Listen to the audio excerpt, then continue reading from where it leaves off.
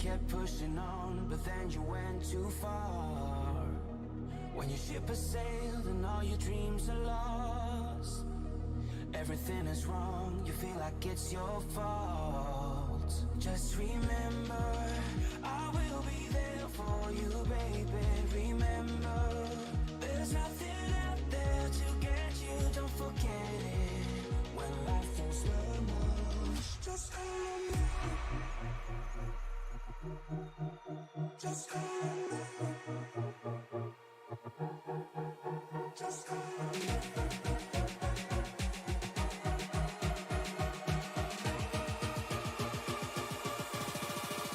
Just call on me.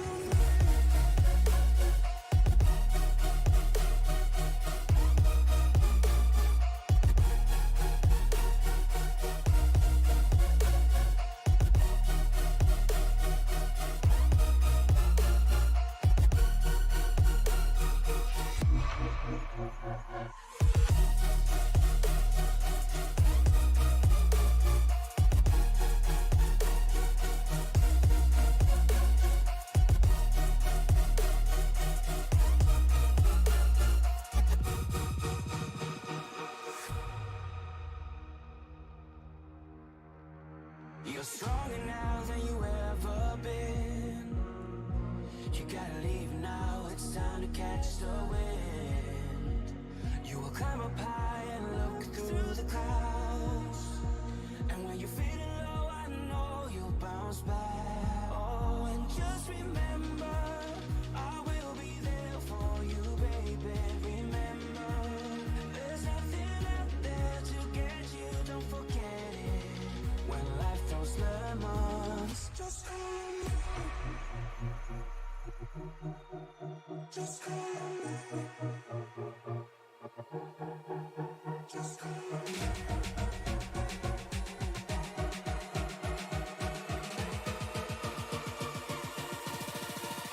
Just call on me.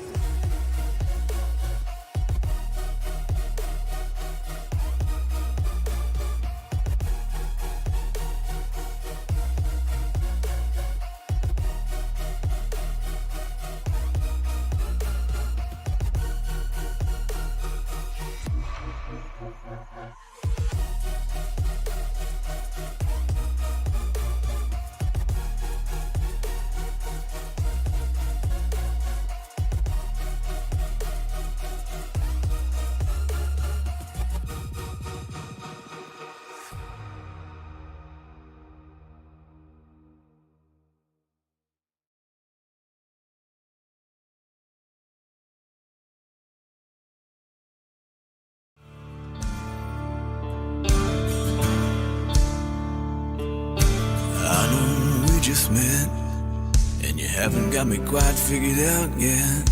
I guess I'll save you some time. I got more than just one side. These worn out boots and these scarred up knuckles are from too much fun and from too much trouble.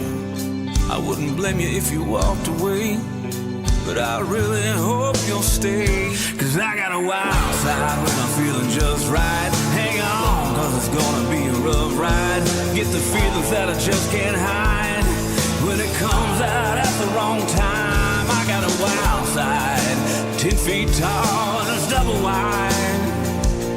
I get the feeling that you just might like to meet my wild side.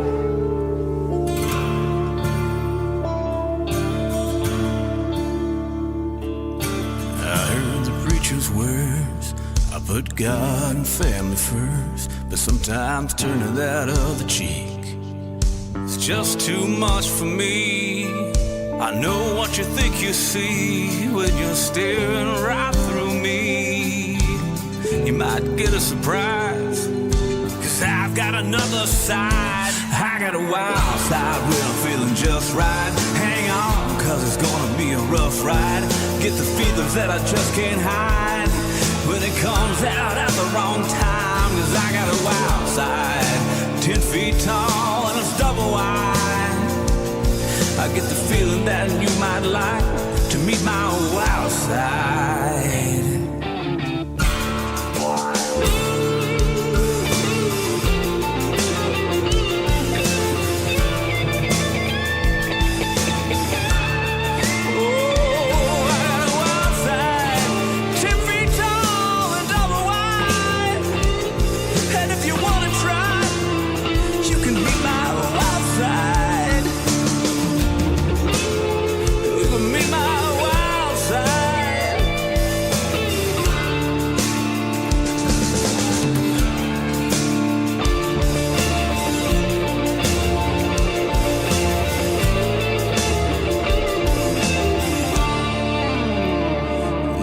out boots and scarred up knuckles. I'm from too much fun and from too much trouble.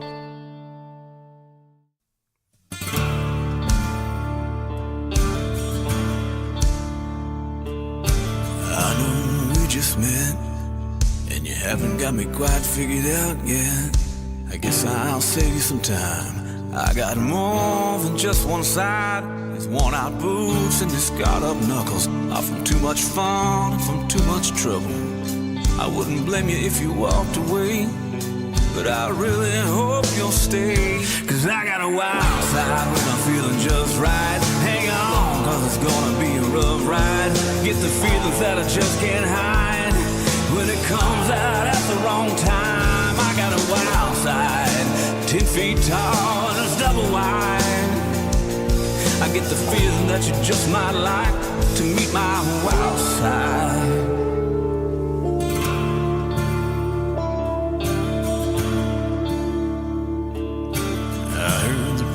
Words, I put God and family first, but sometimes turning that other cheek is just too much for me. I know what you think you see when you're staring right through me. You might get a surprise, cause I've got another side. I got a wild side when I'm feeling just right. Hang on, cause it's gonna be a rough ride. Get the feelings that I just can't hide. When it comes out at the wrong time, cause I got a wild side, 10 feet tall and it's double wide. I get the feeling that you might like to meet my wild side.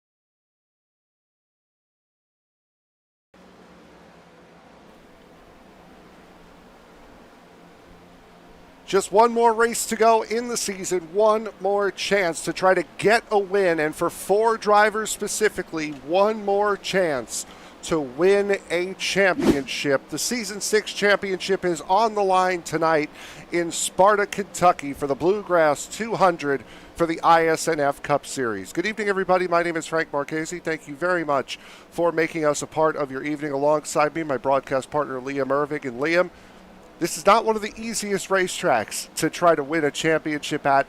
2 different corners, 2 completely different ways of driving them, 2 completely different bankings for these corners. It's going to be a tough night, and whoever wins this championship here tonight is certainly going to earn it.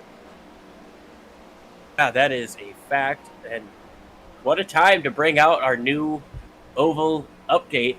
You know, this has traditionally been a single groove racetrack. But with the new update, that line can heat up. We can see guys having to move up the racetrack, search for grip, try to find another way around that car up in front of them. Going to be a tough task here in Kentucky. Certainly is. And let's take a look now at our championship protagonists here for the evening. A second-place finish, unfortunately, was not good enough for Angel Hernandez to try to repeat as champion here for Season 6. He did, however, win the Most Popular Driver of the Year award, which is why we'll be talking to him before the race begins. But Linus Broström, Alexander Arildson, Danny Solo, Joshua Grosso are the 4 that are going to be battling for this championship here tonight. No stage points on the line. Whoever finishes first out of those 4 will take home the gold this season. Yeah, pretty straightforward. A winner-take-all format here. And it all comes down to this 1.5-mile track, smack dab between Louisville and Cincinnati, located in Sparta, Kentucky. Certainly, as we got about a minute and a half left here in this practice session before we get going. Now, we had mentioned a moment ago, two completely different corners of this racetrack. Turns 1 and 2 have a lot more banking than 3 and 4, which means two completely different driving styles to try to save the tires through both of those corners. That is going to throw a big curveball for some of these drivers as far as tire conservation this evening. Yeah, that's a fact. So we will get into this practice session here in just a moment. But what we'll do right now, Liam, I believe we will attempt to get our interview out of the way early here with Angel Hernandez. So take it away, Angel. I believe we have him now. Yeah, Angel, it's Liam and Frank up in the booth. You got a copy. Yeah, you got shoes. A little bit of time here before qualifying, but we wanted to bring you in here to let you know you are the recipient of the Most Popular Driver Award for this season in the iSNF Cup Series. So congratulations on that. Kind of talk with us about your time here in the iSNF and racing with these guys. I mean, it's ups and downs. Most weeks are pretty good, and then FC have your races like, I don't know, but overall I think it's been pretty enjoyable throughout my 2.5 seasons here. So yeah. We'll let you get to qualifying here in just a moment, but obviously you didn't get into the Final Four here in Kentucky. What are your expectations here coming out? Are you thinking you got the car to win?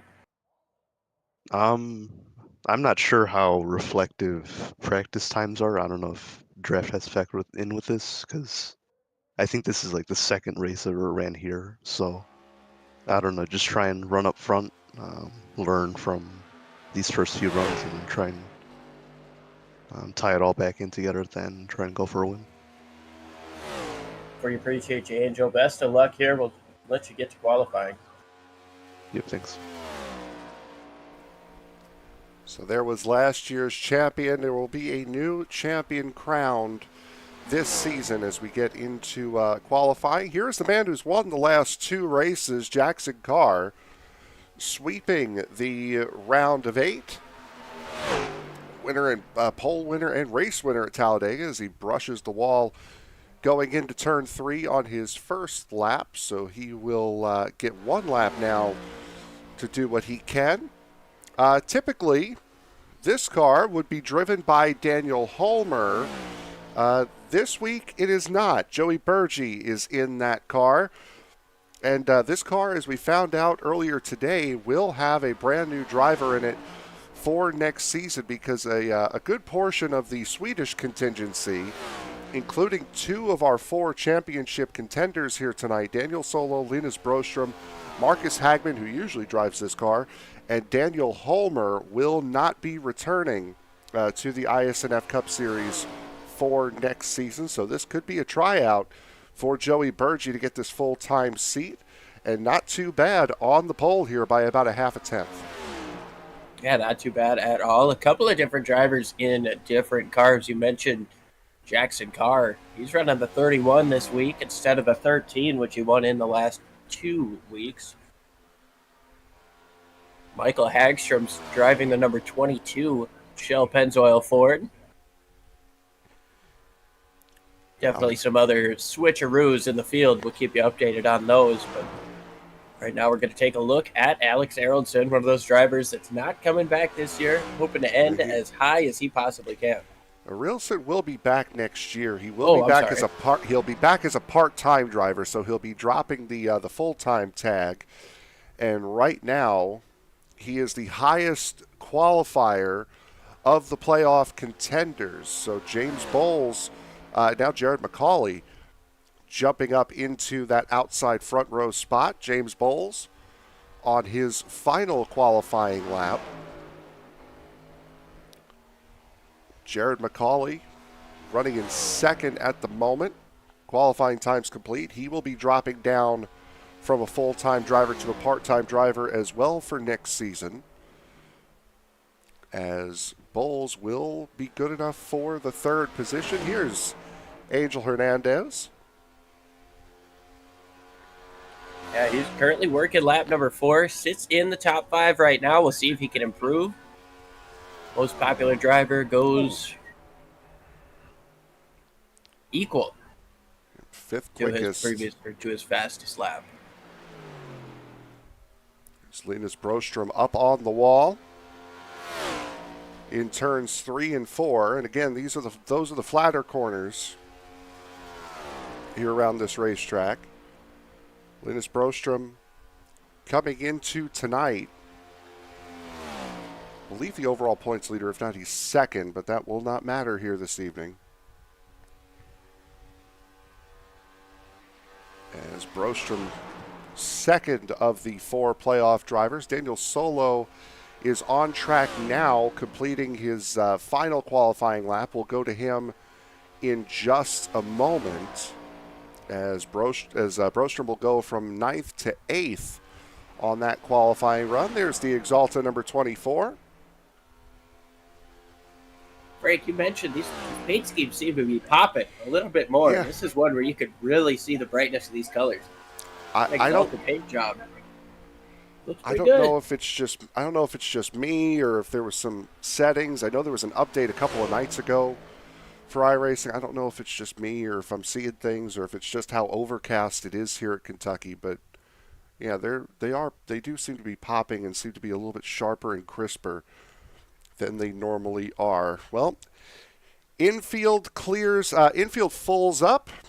So now we will take a look at the starting grid here for tonight's race. Joey Burgee with a time of 29.472 will line up on the inside of row number 1, taking the final pole award of the season. Christian Delgado will sit next to him on the outside of row number 1. Jarrett McCauley and James Bowles will sit in row 2. Alex Arilson and Brian Chu, another driver who's going to be dropping from full-time to part-time next season, will line up in row number 3. Angel Hernandez and Linus Brostrom will make up row number 4. Cody McCorkle and Jeff Weimer will sit in row 5. Joshua Grosso and Daniel Solo, the last 2 playoff contenders, will line up next to each other on row number 6. Row 7 goes to Dominic Sawicki and Daniel Holmer in his final race. Will make up row number 7. Rhea Ferris and Larry Fairman will make up row number 8. Row 9 goes to Andrew Miller, subbing in for Charles Robertson here today, and Jonas Skoglund, who is subbing in for Kawi Gomez. Joey Maines and Chris Smith will make up row number 10. Michael Hagstrom filling in for Franz Bretschneider, and Jackson Carr will sit in row 11. Row 12 will go to Hermie Sadler and Eduardo Carapato. Row 13 will see Nathan Christensen and Chris Van Maastricht, Michael Iskander and Shane Griffin in row 14.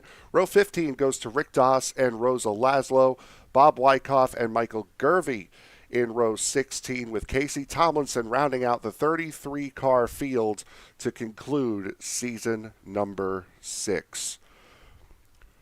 Weather conditions here for today's race. We are just about 5:45 p.m. in sim time.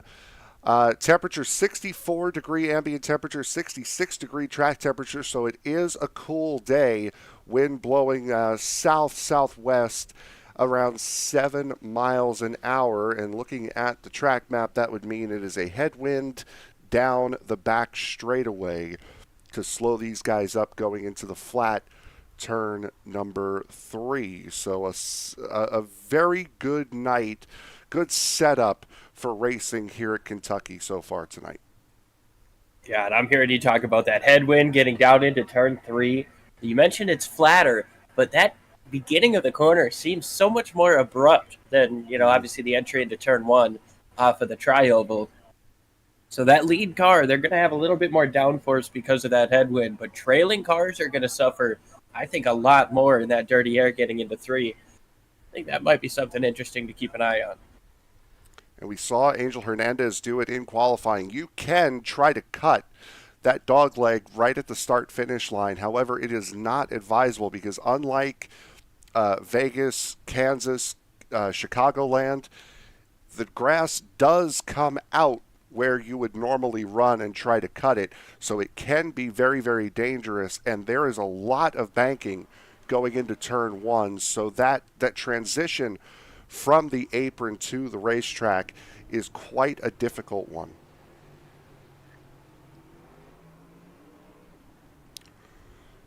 As we see cars rolling off, getting set to go for the final time here at Kentucky Speedway. Last race, championship race of the season. Intensity certainly is going to be ratcheted up a little bit. Alexander Ariltson will start from the 5th position. He has the head start of the championship 4. There is Linus Broström. He will line up P8 for the start of this race. Joshua Grosso in that Shriners number 54 will line up in 11th. Daniel Solo on the outside, set to line up in the 12th position. So all 4 of the championship contenders are in the top half of the field.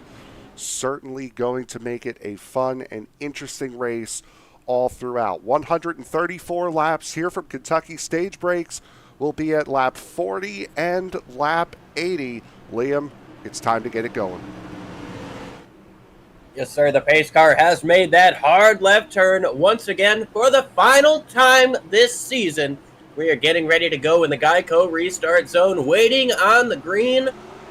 Green flag is out, and it is showtime for the final time in 2023. Already some in trouble on the insert of the restart. The 10 car goes around on the initial start, and the caution's going to come out immediately. Jared McCauley got turned around from the get-go there. I mean, there was just no chance. Not sure if there was contact or tire spinning, but that would have been Alex Ariltson who was behind him on the restart. So let's see what we got here. Watch the 10 car, second car on the bottom line. And maybe he missed a shift. He might have gone the wrong way on the shifter. Possible to get maybe an onboard, or maybe if we can hear the revs, hear what happened.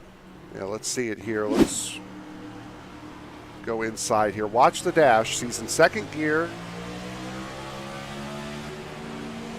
Oh, it went down. You're right, Liam. It went down to first. The only thing I could think of with that abrupt change of speed right in front of the 8 car. I mean, he was already on the limit. You saw how long the revs were in the red there before he went to shift, and if he has an H pattern, he just went straight up instead of up and over. Well, these cars are designed to use a sequential shifter. Yes. And I have an H pattern shifter, so when I use that, if I were to, I would just go up or down on it. I wouldn't have to move into a specific gear to do a gear. So I wonder if he's got maybe a sequential setting on his shifter and had maybe been running a lot of Xfinity or truck. And, when he went down into second, he moves it one way into second, tries to go up into third. So sequential shifters, a lot like what you would see in the V8 supercars. Pull down, goes up a gear, push up, it goes down a gear. We've seen the best in the business do it. I remember Denny Hamlin did it at Las Vegas in the NextGen car coming out of pit lane. Goes down into second, moves up thinking it's third, and nope, back into first, cooked his transmission, spun the car out. So hopefully there's not going to be any underlying engine issues there for the 10 machine. Obviously he's going to lose his starting position of third place. So far, so good. No damage on the car on the outside. Should be able to continue, just with a lot of traffic to deal with. You're seeing the 1 car up at the front of the field. That is Michael Iskander. He just elected to take a pit start here in this race. He did not get lapped naturally with how quick that caution came out, so he'll be able to get the wave around and get back to the back of the field. Chris Van Maastricht in the 38 is done for the day, and Hermie Sadler in the 25 did not start this race, so only 32 drivers technically did start this race out of 33. One did not start. The other one is no longer running, at least for the moment. Everybody is on the lead lap. Jared McCauley, Shane Griffin, and Casey Tomlinson. Tomlinson, I believe, is another one of the drivers that will be going from a full-time role to a part-time role next season. So let's just get this out of the way now. So Daniel Solo, Linus Brostrom, Marcus Hagman, and Daniel Holmer will not be a part of Season 7 for this series.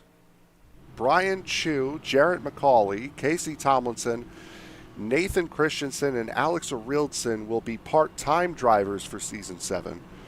And James Bowles, Mark Morton, Joey Burgee, Michael Hagstrom, and Chris Otto will be full-time drivers for next season.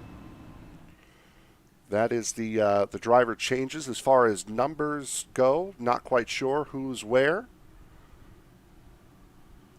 But we do know that those are the roles that those drivers will be playing next season. Everybody else should remain status quo going into Season 7. The start being a little bit delayed, the restart being a little bit delayed just because of the location of where that caution came out. Sometimes iRacing will glitch out when not all of the cars have crossed the finish line to start the race, and a caution comes out. It tries to put them a lap down, so that can definitely cause some scoring issues, which is what we were dealing with, which is also why you saw Iskandar have to wait an extra lap to get his lap back, or to get back around to the tail of the field. Why those guys have kind of started to double up. And I believe one of the victims of that scoring error was Chris Van Maastricht, who is in fact still in this race. So all 32 cars that started are running, as you can see there. He is 2 laps down, though.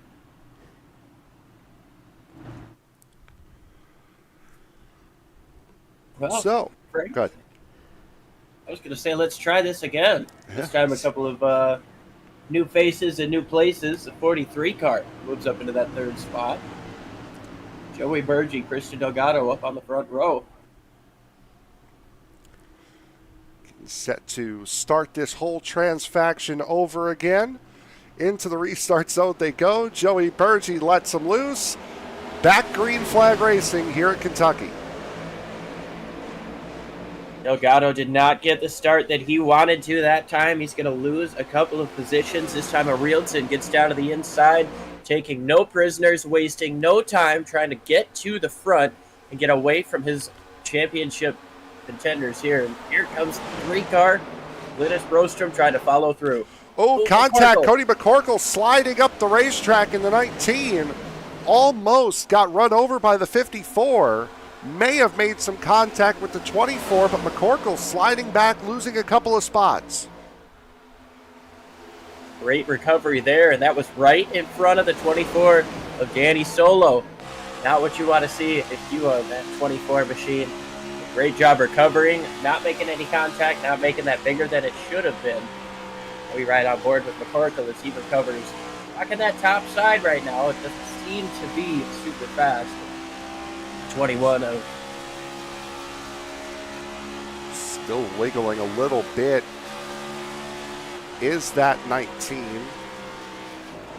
It's now the battle for the championship reigns up here at the front. Alex Arildson. He's got about a quarter of a second, maybe a little bit more, to Linus Brostrom. That is 4th and 5th. Whatever was ailing Christian Delgado on the start appears to have gone away. He has settled into 6th, but now Joshua Grosso looking to the bottom.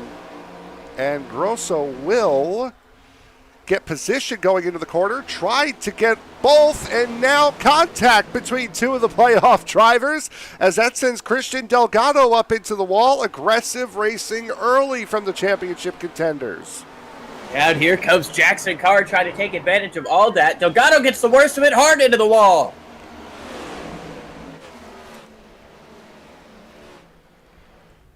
There is Christian Delgado. Caution is out. And again, that all started on... No! That was Casey Tomlinson. That gets collected in it as well. It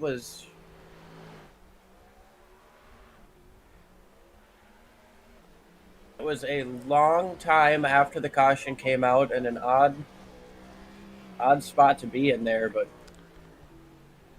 I understand the notion of trying to catch up to the field. But you do have to adjust a little bit. So we'll take a look and see what happened that is with Christian Delgado. And again, this all started going into turn one. Here's the move again. Grosso muscles his way to the inside of the 3, sends the 4 loose up the track, and he gets into the wall. 4 is off the pace down the back. Makes contact with the 21, and that's where front end contact with the wall. That appears to be the 6 of Rick Doss. And then if you wait a moment, in comes the 7.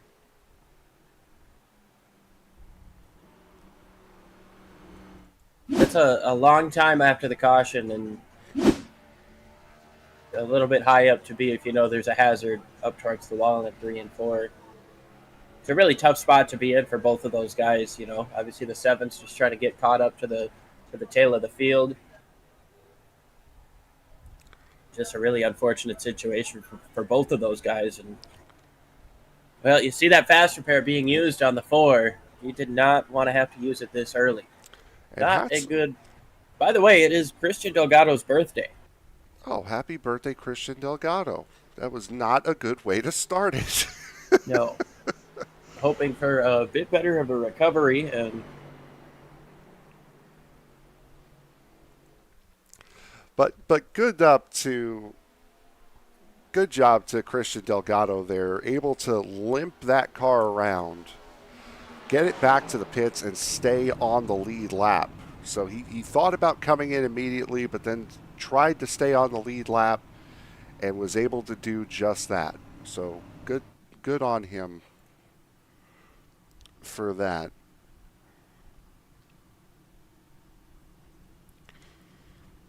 Again, stage breaks here tonight will be at laps 40 and 80. Joey Burgee, Angel Hernandez, James Bowles, Alex O'Reilson, Joshua Grosso, Linus Brostrom, your top 6. Lowest running of the championship 4 is Daniel Solo. He is running in the 14th position in car number 24. So 4th, 5th, 6th, and 14th are where your playoff and championship drivers run.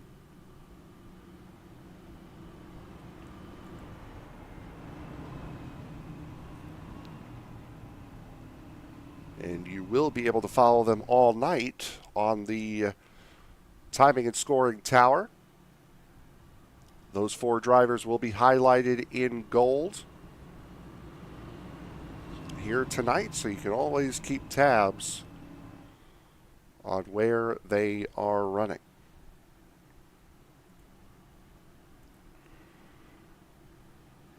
Still a very long way to go here at Kentucky. Anything can happen, as we will now go green flag racing here next time. Alexander O'Reilson still out front as far as the championship drivers are concerned. 23 car getting his lap back on the outside, along with the 78, Bob Wyckoff. 13 laps going to be complete as they come across the start-finish line this next time. Out of 134, 200 miles, as Frank mentioned, stage breaks at 40 and 80. But the stage points don't matter for anybody in this championship four. It is straight up just a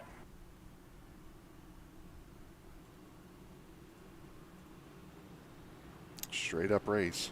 not sure what's going on there with the 7 car. I thought he was supposed to get an EOL, but he has moved past the leader. Yeah, unless he's gone a lap down that he shouldn't have gone. I'm not sure how that works, being involved in the accident, or if he's even considered involved in the accident at that. I don't know. We'll figure it out. Yeah, The league will figure that one out and tell us about it. So, absolutely. pace cars made that hard left turn once again, Frank. Actually, my timing and scoring now has Casey Tomlinson as the race leader. Green flag is coming out. As something is amiss. As Joey Burgee has a little bit of a connection issue. This is the race for the lead here. As Joey Burgee slots out in front. Right ahead of Angel Hernandez and Alex Oriltz, and James Bowles falling back to fourth. Jackson Carr into the top 5 in the 31.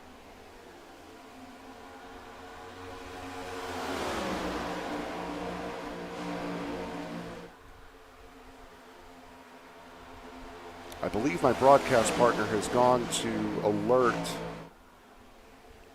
somebody of note that big incident in the back. This is the 17 of Larry Fairman has gone around.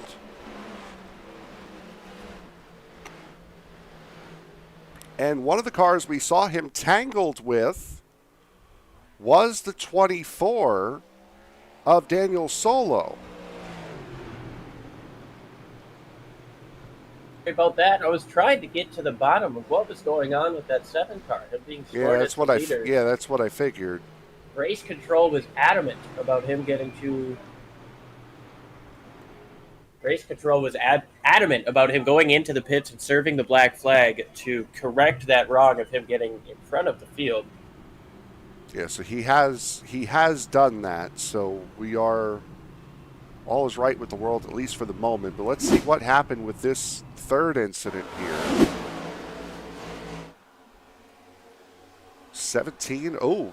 Came pushing right up into the door. Danny Solo right up and close personal with the 17 of Larry Fairman coming up off of turn number 2. Doesn't seem to be a whole heck of a lot of damage. Yeah, we're right on board here with the 17. Just tries to use up all the racetrack. I don't know if we got a call that the car was even there. Fed right on up into him, and again, I love that. I noticed it last week. The cowl flaps on the hood lifting up as he went backwards. If anyone in the chat knows whether or not that's new or if I'm just losing it, it'd be really helpful. So that's Rosa Laszlo going by, getting the free pass. So Rosa Laszlo will be back on the lead lap. So right now, just Cody McCorkle and Chris Van Maastricht are the only 2 cars that are not on the lead lap. There is Casey Tomlinson, who has caught up to the back of the field now. He is running in 26th position. He might be going to the back of the line here. I'm sure they're going to put him to the back of the line to serve that EOL that he was supposed to in the first place. And obviously, the admin team is stretched a little bit thin here tonight, so they're trying to do everything they can to make this, clean and fair. And, they don't want to have to do anything crazy extra, or anything. So, Casey Tomlinson serving this black flag, and well, technically, he didn't have the chance to serve it within the 3 laps under green. So this is him serving the black flag. He had gone down pit road when the caution came out. So that got him back in order. Chris Van Maastricht coming down pit road now. All but the top 11 plus 3. So 14 cars have not come down pit road. Everybody in the top 11 plus Jonas Skoglund, Daniel Solo, and Michael Hagstrom. Those are the 14 drivers that have not come down pit road as of yet here in this race. Everybody else, whether it be just for a splash of fuel or whatever, has been down pit road at some point here tonight.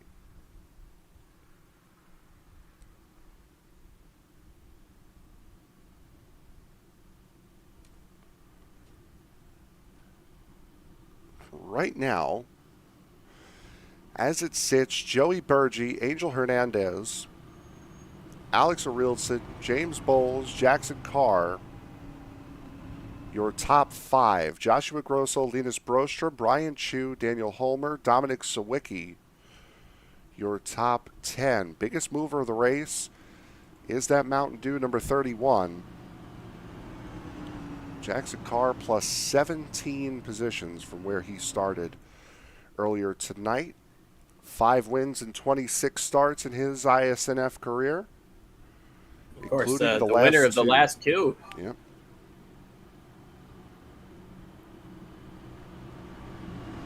So Jackson Carr will certainly be looking to make it 3 in a row to close out this season.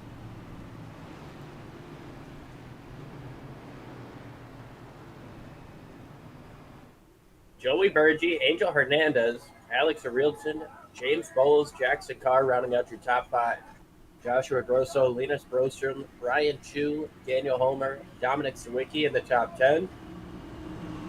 Danny Solo back in 14th. Final playoff driver there. Of course, he's got Arilson, Grosso, and Broström up within the top 10. 3rd, 6th, 7th, and 14th are your playoff drivers currently running. As we get set to take the green flag at the halfway point of this first stage. Haven't had a lot of time to get their tires warmed up, worn down, starting to slick this racetrack off. We're going to have 20 laps before another caution comes out, or at least a scheduled caution, a confirmed caution. We could definitely have some in between here and there. Certainly could, as the green flag is set to come back out. Joey Burgee once again in control of the field. Green flag back in the air. We're racing again here at Kentucky. And Alex Arilson once again left on that bottom line. Now able to stick the nose under Angel Hernandez, looking for the second spot. Yeah, Joey Burgee did a great job of clearing the 45 and then cutting back down in front of the 8, keeping those guys side by side, trying to extend his gap as much as he can on this first lap. Big time contact towards the back. I don't think anybody's sideways yet, but the 20 car is dead center of all that. It's Andrew Miller in the 20. It's one thing about this racetrack is there is a lot of room to move around. It is a very wide racetrack, especially on the second half. As there is that 20 car. Oh, contact with the 9. Down into the 14. That's able to keep it straight, including locking him down. Great job to keep him straight there. Andrew Miller making his first start in the series. Impressive save there. And a great job by the 9 as well. I believe that was Daniel Holmer to be able to get through that. He smacked the wall a ton. Was able to get away with that. And everybody continues forward. 9 of Daniel Holmer. He's actually rocking the 2020 All-Star car, 2021 All-Star car at Bristol, where they moved the numbers to the back. All he's missing is a little bit of neon on the back end of that car, and it would look just like that Chase Elliott 2021 Bristol car. A little bit of a shout out and a thank you to Dominic Sawicki for keeping both of those cars straight. You see he's wearing some battle scars from that now. A little bit of right front corner damage on Dominic Sawicki. look at how dark that sky is, and it's only going to get darker, not just because of the time of day, but it is overcast here in Sparta, Kentucky tonight.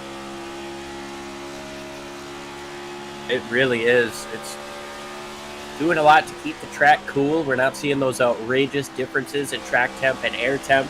So that's going to help these guys keep their tires under them, help keep the crews a little bit happier. We do get 4 sets of tires in the pits in addition to what they start the race with. But we've got a new change for the lead as Angel Hernandez has worked his way up. And don't look now, but second place, Jackson Carr trying to keep his domination streak on the same rail. We have a change for the race lead. We also have a change for the championship lead as Joshua Grosso has gotten around Alex Ariltson to take over the top spot in the championship. Remember, with this format, you don't have to win the race in order to win the championship. You just have to beat the other 3.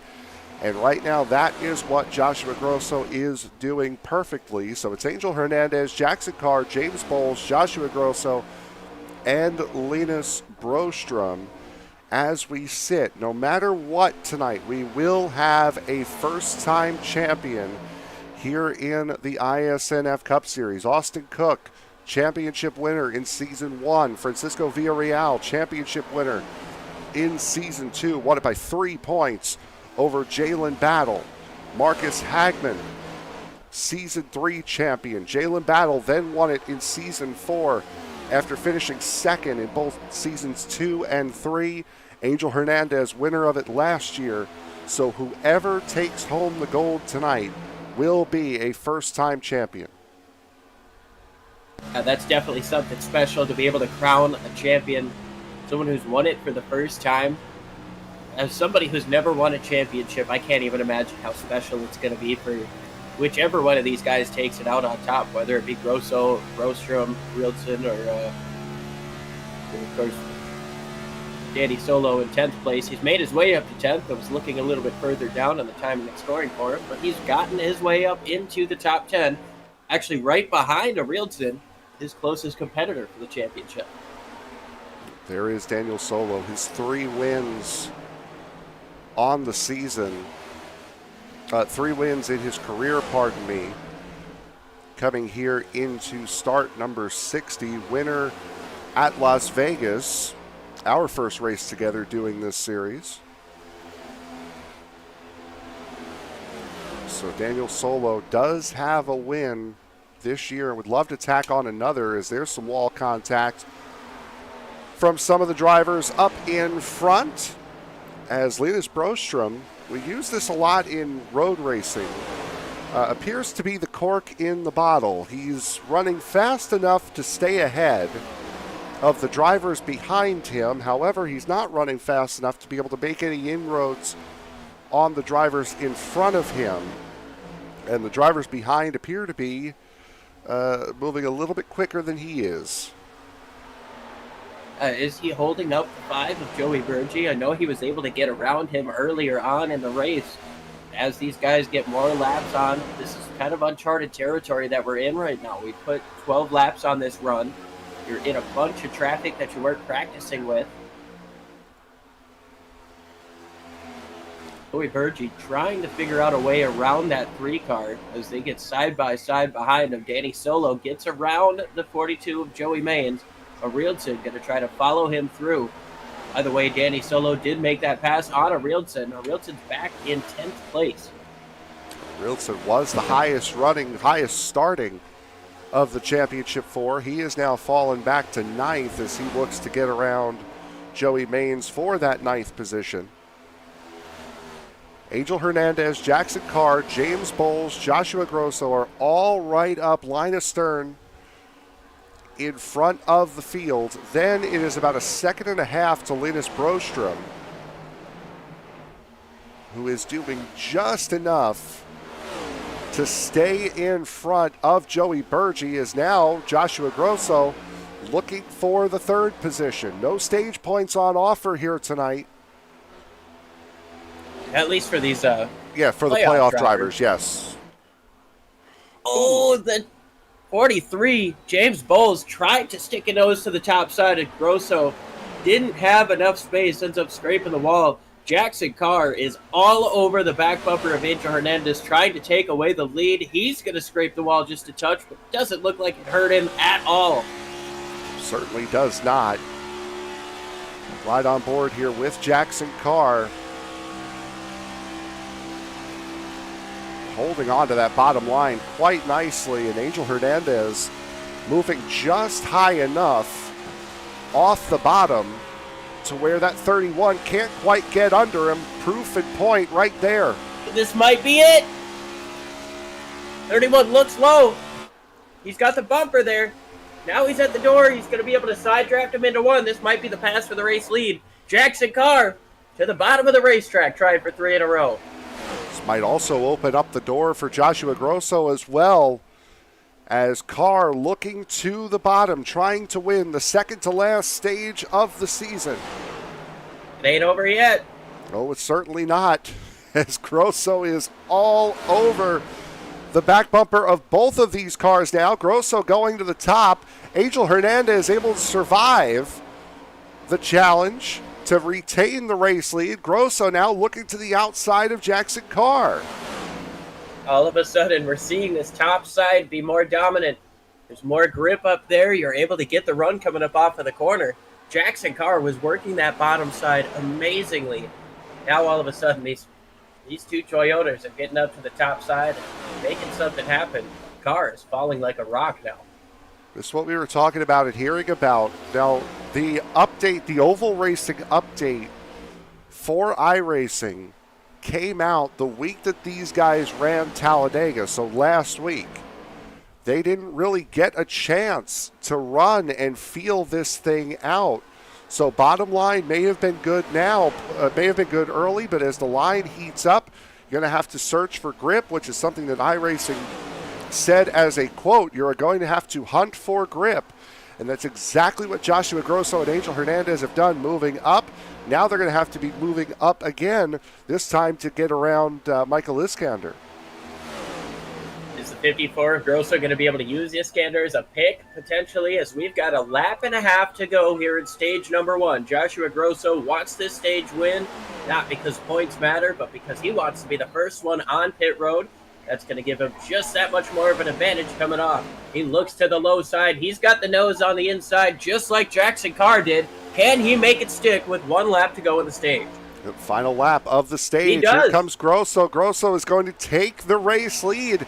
The only Toyota in the group. Teammates, the 54 and the 45, working together to try to get this advantage going into the rest of this race. Joshua Grosso comes through 3 and 4, uncontested. Joshua Grosso will win stage number 1 here in the Bluegrass 200.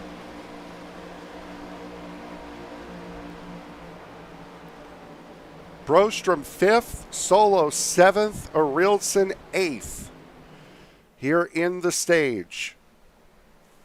All of our playoff drivers have made it into the top 10. All of them have moved up, except for Alex Arilson. He's down 3 spots from where he started. Grosso up 10, Brostrom up 5, Solo up 3, Solo's up 5. Joey Maines, well, he's up 10, but I guess he's not a part of that. But good for Joey Maines. Good for Jackson Carr as well, plus 19 from where he started. Also good for Jarrett McCauley. You remember, after shifting down into first gear on the initial start of the race, fell all the way to the back. He made it up to 10th come the end of the stage. We'll take a quick break, be right back. Joshua Grosso has pulled advantage here early on, winning stage number 1 here in the season finale.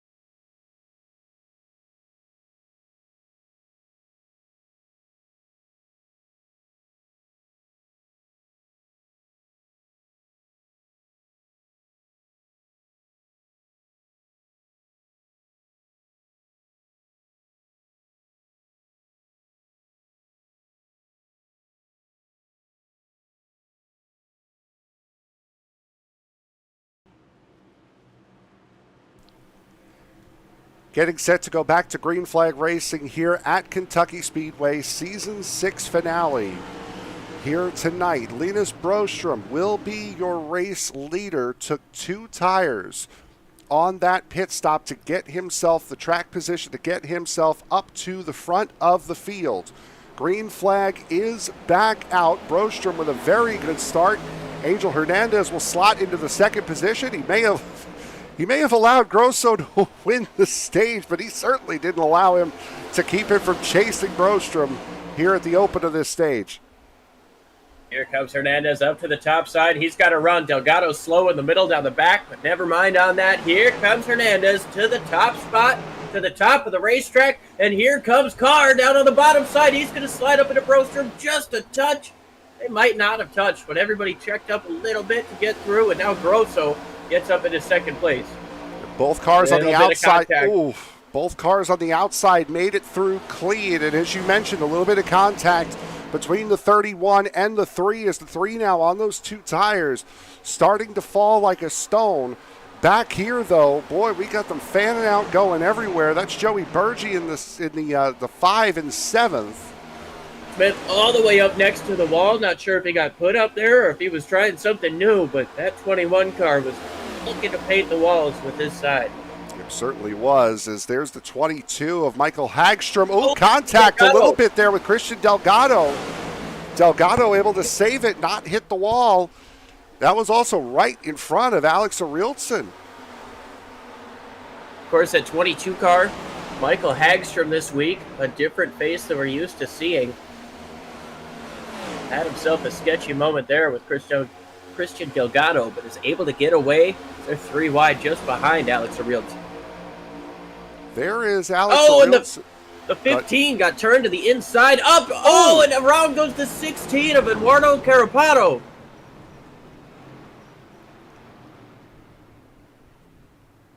Sure what happened to send the 15 down to the inside, Nathan Christensen. But coming out of the tri-oval, that car just pointed to the left. And I think as he tried to correct it, he was just out of control, had no way to slow it down as he came back out of the racetrack.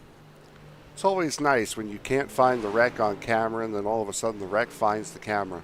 Which is exactly what happened there as Nathan Christensen works up to get back to his place in line. Let's take a look and see what happened between these two.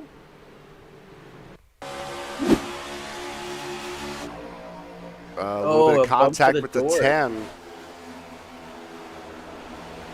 And missed the 10 coming back on. Instead caught the car to the outside. That would have been Eduardo Carapato.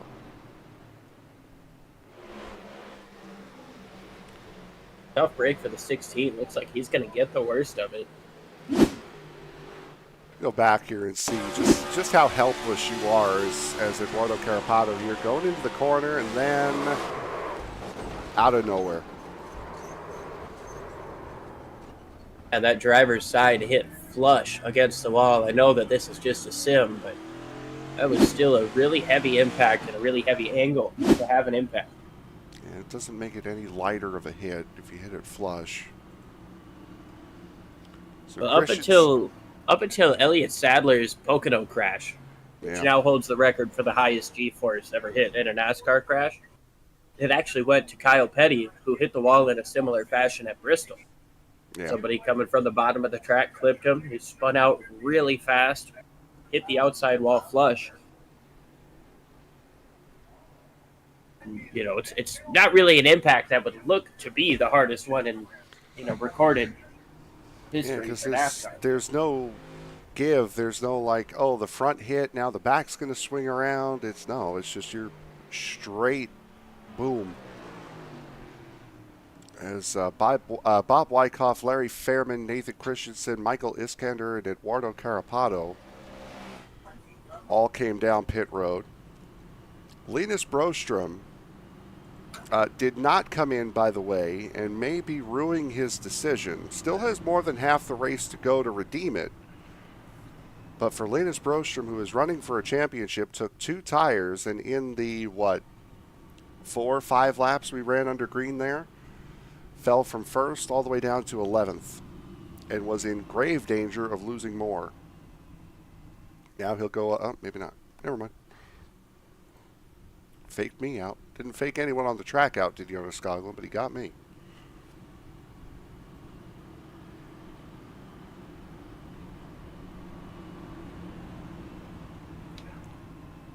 Last time we saw Jonas Skoglund, we see on screen right now, making his 33rd start. He was back in the 22 car at Atlanta. It was the last time we saw him. And I believe that race he did take the pole and finished 8th in that race. Pardon me, he was in the 34, my bad, for that run. Lights are still on the pace car. Hernandez still leads over Carr, Grosso, Bowles, Chu, and Chu rounds out the top 5. Then we've got Bergie, Jeff Weimer, Joey Maines, Danny Solo, and Linus Grostrom rounding out the top 10. Jonas Skoglund, Alex Rilson, Christian Delgado, Michael Hagstrom, Jared McCauley, Dominic Sawicki, Chris Smith, Andrew Miller, Michael Gerby, and Casey Tomlinson rounding out your top 20. Suppose I may as well finish off, right, Frank? We got Rhea Ferris, Rosa Laszlo, Cody McCorkle, Shane Griffin, Bob Wyckoff, Larry Fairman, and Nathan Christensen, the final cars on the lead lap. Chris Van Maastricht in 28th is on the pit lane, I believe, is 1 lap down, along with Rick Doss, Eduardo Carapato, Michael Iskandar, and Daniel Holmer, all off of the racetrack. Green flag set to come out this time by. Only get a couple of weeks off to reset.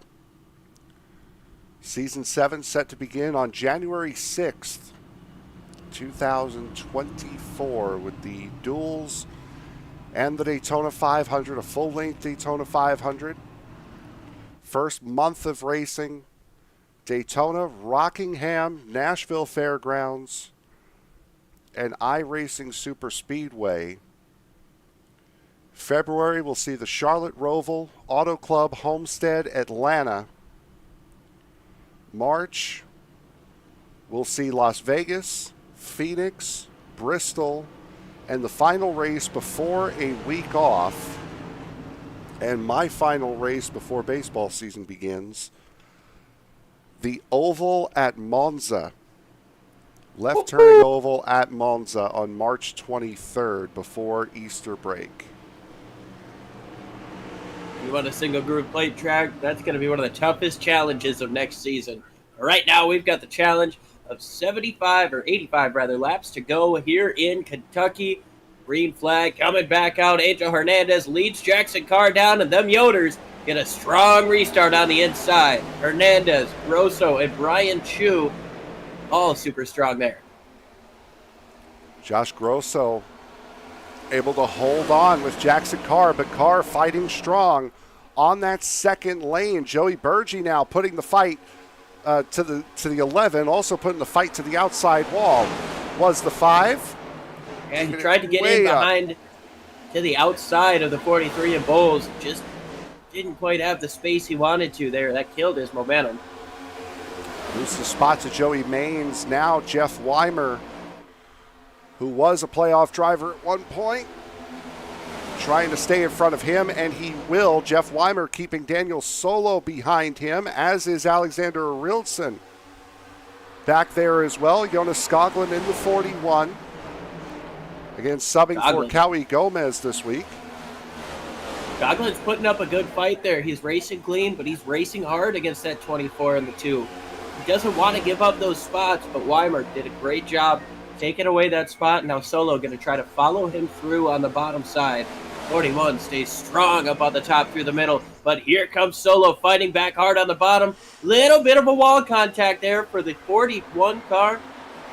Skoglund now top side of 3 wide with 2 championship contenders. Rielson tries to follow the 24 through on the bottom.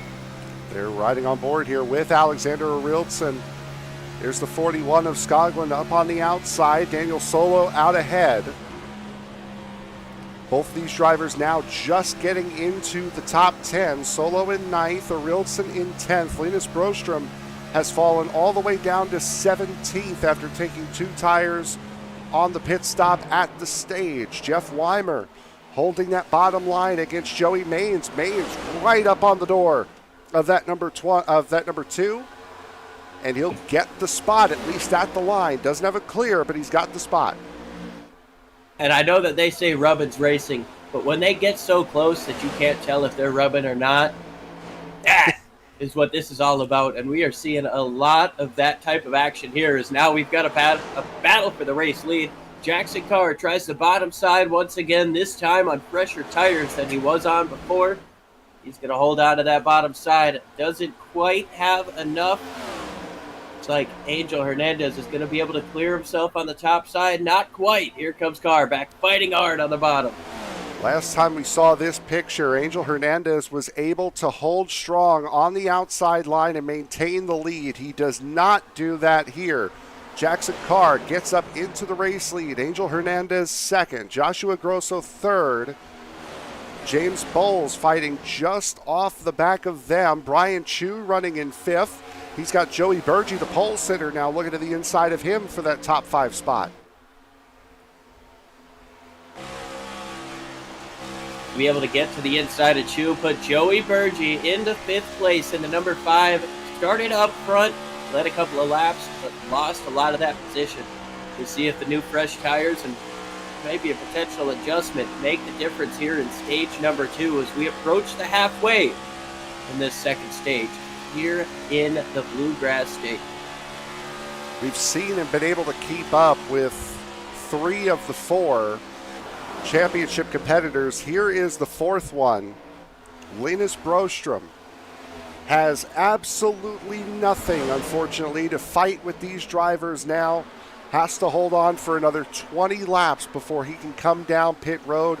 Getting split 3 wide by Christensen and Michael Iskander. This is going to drop him all the way down to 25th.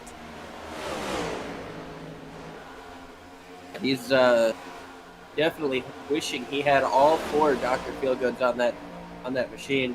The 2-tire strategy not working the way he wanted it to, is all 3 of his championship competitors are in the top 10, running 3rd, 8th, and 9th. He's sitting here outside of the top 20 on very old left side tires. He's got to be just waiting for the caution at this point, hoping it comes before the stage, but at least he knows he's got a guaranteed caution at the stage. He has gone from 11th to 26th here since this race has gone green, and has fallen 9.5 seconds behind the race leader, down in that 26th position. More battling with playoff drivers. Jeff Weimer has gotten around Alex Arilson, who falls out of the top 10, back to 11th as Jonas Skoglund gets by, and Joey Maines and Jeff Weimer, part 2 resumes. Weimer touched the apron, got a little bit loose. Thought he was going to slide up more than he did, but great car control to be able to keep that on the bottom. See the 41 of Skoglund touches the wall. That gives Arilson the chance to get down to the bottom. Skoglund goes way wide to give plenty of space to that 8 machine. And now here comes Arilson, trying for a 2-for-1 in this corner. Gets up to the top side of Weimer. He's got the momentum. He's got a little bit of help from behind. Alex Arilson continues to move forward as now Skoglund looks to the top side. Nothing doing there. On board with Jonas Skoglund is Alex Arilson, breaks on through, so that's Arilson up to 9th, Skoglund up into 10th. You see Daniel Solo at the front of this group. As far as the championship is concerned, battle for second position on track, with the man currently leading your championship points, Joshua Grosso, winner of stage 1, and finds himself 4 spots clear of his next championship competitor. 3 Chevrolets, 1 Toyota here in the championship 4. It's the Toyota that currently leads the way.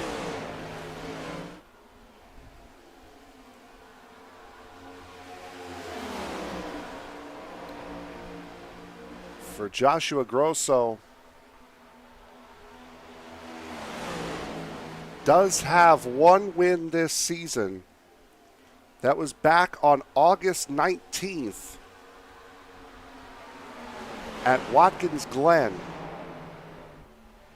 His only win of the year thus far, as we got some cars off track in the back. Michael Iskander slowed down the front straightaway and a lot of nose damage on that Moose number 1.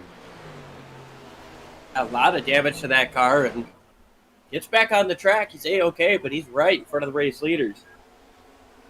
So Michael Iskander, who's been seen up here towards the, oh my goodness, almost got into the side of the 31. Grosso evades all the way to the outside. And now Angel Hernandez looking for a shot at second position.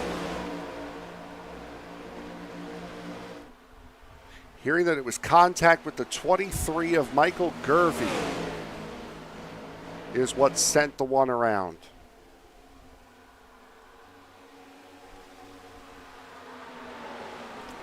See it here. Here's your replay. Oh, wow. Yep. Oh, the 34, pardon me, was there as well. Not sure if that was that Gervey trying to go in the pits. Let's back this up a little bit. Michael Gervey's way up on that high line. Well, he got put in the wall with Fairman. I'm not let's- sure if he was trying to come down and get him or if he was trying to get down to the pits. Let's take a look again. Oh, the 7 and 17 got into each other.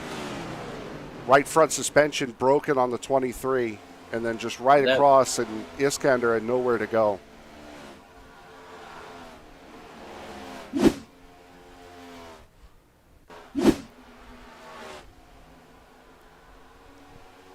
So there was your coulda, woulda, shoulda caution for this stage. As Daniel Solo looks to the outside of James Bowles in what will be his final race here in the iSNF Cup Series. If you're just joining us, a lot of the Swedish contingent will not be racing in this series anymore. Linus Broström, Daniel Solo, Marcus Hagman, and Daniel Holmer. So pretty much the entirety of Hendrick Motorsports plus Linus Broström with RCR. Done after today. Brian Chu, Jarrett McCauley, Casey Tomlinson, Nathan Christensen, and Alex Arilson will go part-time. Next season, James Bowles, Mark Morton, Joey Burgee, Michael Hagstrom, and Chris Otto will go full-time starting next season. Yeah, good for them. Chris Otto is a guy that we've seen in and out be able to perform. Yep. So for him to be able to go full time, a lot of the names on the list you just mentioned. He was a full-time driver, at least as far as I remember, for the 48. Got hurt earlier this year, had some sort of real-life surgery or real-life injury. Left him unable to run in this series. We saw him, I believe, a couple of weeks ago at not Atlanta, the first race of the last round. Auto Club. Auto Club, yes. Let me see. Trying to look through and see if he was there or if I'm just completely lost as I normally am. Oh, no, he was not at Auto Club. That was Gary May that drove that car. We'll get back to you on when Chris Otto last ran during the break. As, right now. Alex Arilson trying to get around James Bowles as Daniel Solo's moved up into the top 5 for the first time tonight. Wilson's got the momentum up on the top side. A little bit of side draft coming out of turn number 4. That's going to give him the run into turn 1 on the top side of the 43. This is a pass for 7th place, and it's going to be a fairly easy one. As into the wall goes the 5 car of Burgee as Solo moves to the inside for 4th. Two teammates, one with a championship on the line. Burgee getting awfully close to the back end of that number 24. But no dice Daniel Solo up into fourth. It's the highest he's been all night long. He's +8 from where he started tonight. Joshua Grosso looking for the race lead. He won stage 1, now looking to win stage 2. The pass incredibly late in stage 1. Got 3 laps to go at the line to get it done here in stage number 2. He's stuck to the inside. That's what worked for Jackson Carr. Hernandez going to stick with his teammate, or kind of teammate. They're 23-11 and Joe Gibbs Racing. That time the pass not able to be completed by the 54. Grosso going to be able to try to set himself up once more. And while this squabbling is happening up here at the front, Daniel Solo has gotten to within a second of the top 3. Alex Arilson slots up into the 5th position as Jackson Carr leads the way. 2 laps to go here in the stage. Joshua Grosso now starting to come under some pressure from Angel Hernandez. Is that pressure or is that help? Is he trying to get him that track so he can get up to the back bumper? Is he trying to help his Toyota teammate out, take this stage win? Is there going to be enough time, though? Because Carr has been able to hold on to this car length gap. Grosso tries something different on the top side to get a little bit of momentum down the front. Is it going to be enough? Must be nice for Joshua Grosso to know that he does have somewhat of a rear gunner behind him. Someone to make it a little bit harder for Daniel Solo to try to get around, but he's not going to have to worry about that come the end of this stage. Down the back straightaway for the final time here in stage number 2. Jackson Carr out in front. Joshua Grosso, Angel Hernandez, your top 3. Coming out of turn number 4, the final green and white checkered flag of the season will go to Jackson Carr.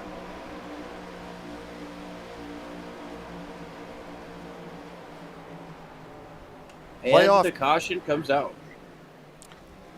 Playoff drivers finish 2nd, 4th, 5th, and 19th, in the stage.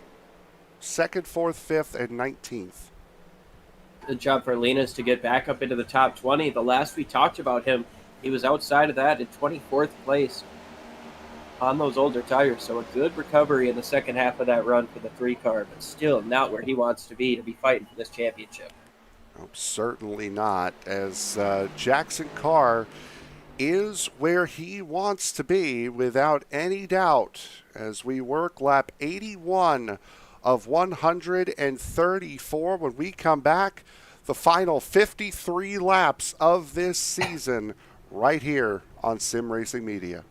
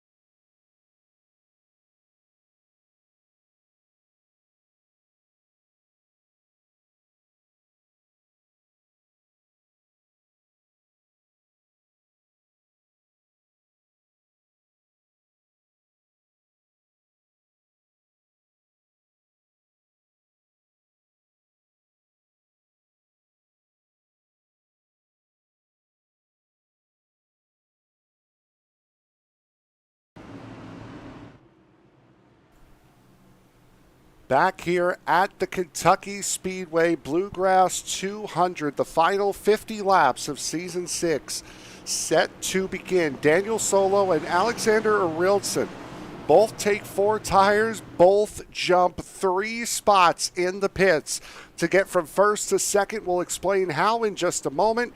Green flag for the final stage of the season is underway.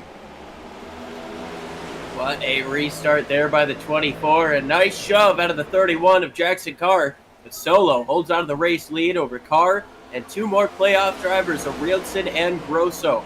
Brostrom sits back in 14th place, but like Frank mentioned, 24 and the 8, they won the race off of pit road. Frank, why don't you tell these viewers how? Daniel Solo pit time from cone to cone, 46.75 seconds. Alexander Arildsson, 46.93 seconds cone to cone. Jackson Carr, 48.78 seconds cone to cone. Joshua Grosso, 48.98 seconds. The 8 and the 24 were 2 seconds faster on pit road. Pit times virtually identical, but cone to cone, the 24 and the 8 certainly got the job done. And now the 31 getting the job done where it really matters on the racetrack under green flag conditions. Takes the race lead in pretty commanding fashion, holding on to that bottom. Arildsson moves into second, and now 3 out of the top 4 are members of your final 4. Keep you updated on where Linus Brostrom is as he moves his way up through the pack, trying to catch up to these guys. But as clean and green as stage 2 went, he's gonna need a little bit of help to try to work his way back up into this top 10, this top 5. He can see his championship contenders in front of him. He's making great moves on the bottom side as now he gets to the inside of McCauley, or looks to the inside rather. Doesn't quite have enough speed to get there. He's going to slide up the racetrack after he clears the previous car. During the last... up into 10th place though. Go ahead, Frank. During the last stage, Linus Brostrom was as low as 26th. He is now in 10th. That is what a stage break and brand new tires can do for you. Finished the stage in 19th. He's now back up into the top 10.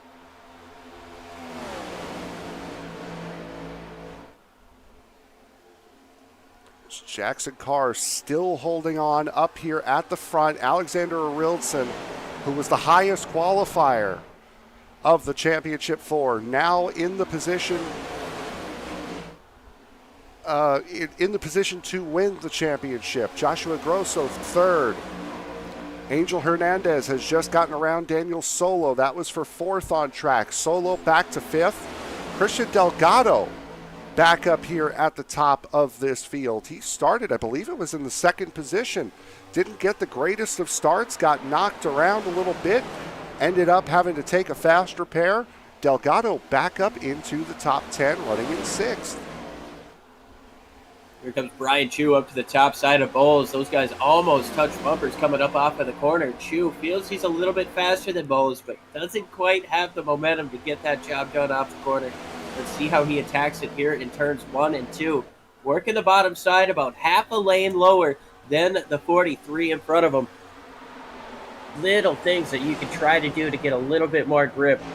Now if Bowles gets a little bit loose, reacting to Delgado on the bottom of the racetrack, this could be Chu's opportunity, or maybe the 43 is going to have enough to get to Delgado. Chu looks to the top side, looks back to the top, doesn't quite have enough there yet, and now Brostrom to the outside of Chu. Lights have well and truly gone down here at the Kentucky Speedway. So we're just about at the top of the 7 p.m. hour. And Brian Chu, as you mentioned, getting passed up by Linus Brostrom. Brian Chu has had a very good race. He's been a fixture up here in this top 10 the entirety of the race. Jared McCauley, another driver, we saw him spinning before they even got to turn 1 from his 3rd place starting spot, sitting just behind. He's recovered back into the top 10. Frank, I want to bring up a point. We've got Linus going all out right now, trying to chase down the top guys, and he is only 2 cars behind Danny Solo to put him rather in the last place for these final 4. Now, normally I'd be concerned about if he's using too much tires at this stage in the game, but with a 60% fuel load and 53 laps in the final stage, I've got to assume we've got at least one pit stop coming in this final stage. That we do, but I'm sure you also don't want to put yourself in a position to where you're falling back come the end of the stage, because we know how strung out things tend to get here in these stages after green flag pit stops. So you don't want to find yourself a mile behind and needing to set qualifying laps to try to catch back up and get back into the fight again. Oh, and especially when you know how fast the 8 and the 24 were on pit lane. Cone to cone, you said 2 seconds quicker with an equal pit stop time. So those guys were absolutely on the limit, got in and out of their box perfectly. That's not something you want to have to fight with. Well, I mean, I guess the best way to deal with it would be to have that happen under green, lose the seconds, don't lose the positions, and then get your caution. Of course, you can't pick and choose. That's going to happen. But Linus Broström in front of Danny Solo now. Solo in 7th, Broström in 6th. All 4 of your final 4 competitors in the top 8 as now Delgado to the inside of Solo. Yeah, saw a quick glance of it. The 43 and the 24 made door-to-door contact coming through 3 and 4 the last time around. That slowed up Daniel Solo enough, as I believe we have another car around. It is the 41 of Jonas Skoglund slow down on the bottom of the racetrack. Skoglund has had a pretty solid run here tonight as well. Now finds himself in 26th. Here's what happened to Skoglund. Wall off of 4 and through the grass. Don't think he broke the toe link completely off, but there's definitely some right front suspension damage done to that car. We move back up front. Arildsson all over the back bumper of Carr. Carr showing a lot of late run speed. Jackson I feel Carr. I was going to say, I feel like Arildsson's going to want to make this pass sooner rather than later. He doesn't technically need to make it. Arildsson will be your champion if the race finishes now. Grosso 2nd, Broström 3rd, Solo 4th, as Solo is right in the middle of a hornet's nest. He had to block off that 11 car of Brian Chu while trying to get around the 4 of Christian Delgado. Jarrett McCauley's there too, as is Chris Smith in the 21. There's a lot going on right now, right around this 24. It has nothing to do with anything good. Oh, he wants to get away from this group of cars as they're racing. You see now McCauley trying to figure out a way around Smith and Chu. He's got a couple of car lengths gap between him and those 3, but now Smith dives it in way deep, gets right within a car length of the 24, but slides up the racetrack. Solo getting back to the inside of the 43. This battle continues on for 7th place. Got around the 11 of Brian Chu, which I think was his main goal. Now Jared McCauley looks to the inside of Chu in the 11 and does that. Daniel Solo gets clear of Bowles. So now all 4 of your championship 4 are running in the top 7. Jackson Carr under immense pressure right now from Alex Arildsson, Joshua Grosso, not letting either one of them go. Oh, Grosso sees the Holy Grail right in front of him. That's the 8 machine. The 8 machine sees a car that he can put in between him and his closest competitor in the 31. There's an absolute chess match going on inside of the brains of these championship 4, and Jackson Carr is just in front of these guys, loving where he's at. I'm leading the race. I've won these last couple things. Just bring it home, baby. That's what's going through the 31's mind. Jonas Skoglund there just came out of pit road in the 41, so he is now a lap down, or multiple laps down at this point, running in the 28th position. Chris Van Maastricht, as long as he is not a part of the next wreck, will get on the lead lap for the first time here tonight. Pit started, came back in a couple laps late. He's been 2 laps down the entirety of this night. And one more caution could finally see Chris Van Maastricht get out into the get out into the lead lap.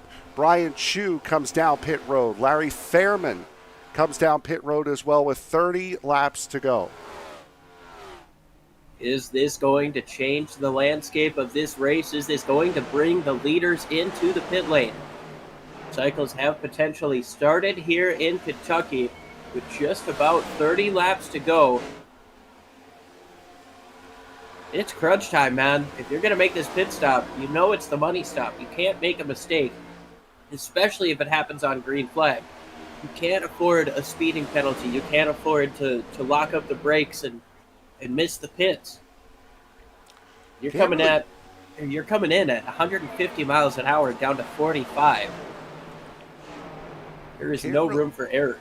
Can't really afford to make a mistake on the racetrack either, because Christian Delgado is having one heck of a run here in the 4. We saw him have to take a fast repair earlier on after completely destroying the front clip of that car. Gotten back up into the top 6, and he is not only hounding the 3 of Linus Broström, he is also holding the 24 of Daniel Solo at bay, all while catching the top 3, which now looks like Alexander Arildsson wants to take the top spot for the first time tonight. He does. Joshua Grosso comes down pit road. This is going to have to be a signal to the other drivers in the championship. Hey, we might have to come in.